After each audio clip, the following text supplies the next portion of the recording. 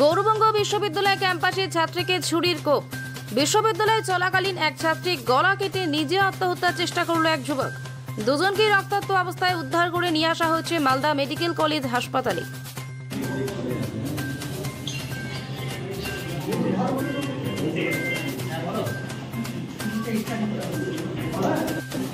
প্রাক্তন ছাত্র কোনো আমাদের বর্তমান ছাত্রীকে আঘাত করেছে এবং তবে নিজেও আহত হয়েছে। কী করে আহত হয়েছে মানে ছুরিকাঘাত হয়েছে।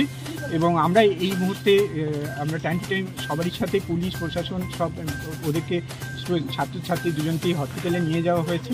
এই মুহূর্তে আমাদের কাছে সবথেকে গুরুত্বপূর্ণ হচ্ছে ওদের দুজনের জীবন, মানে আমাদেরই ছাত্রছাত্রী যেই হোক না কেন ওদের এই, আর বাকি বিষয়টা পরে আমরা দেখছি।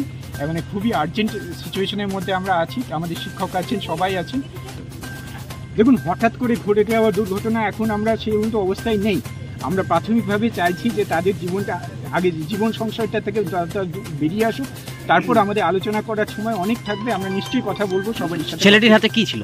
একটা ছুরি ছিল বোধহয়, সেটা শোনা কথা সবটাই আমাদের কাছে, যারা এসেছে তারা একাডেমিক ডিপার্টমেন্টে। হ্যাঁ, আপনার নাম? আমি doctor Rajib Pratitandi, Gourbanga university development officer এবং ডেপুটি রেজিস্ট্রার অ্যাডিশনাল।